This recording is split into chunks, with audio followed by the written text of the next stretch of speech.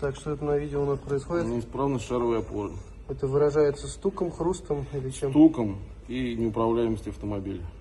И что, к чему это может привести? К аварийной ситуации. Она может выскочить совсем. Получается, у нас рулевое управление станет, условно говоря, недоступным, правильно? Да.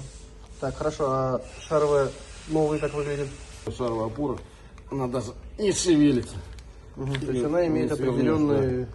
Ни люфтов, Ни люфтов, ничего не должно быть. В таком случае, если вы вдруг чувствуете посторонние люфты, удары, либо хрусты при работе рулевого управления, нужно обязательно сделать диагностику, дабы не попасть в аварийную ситуацию.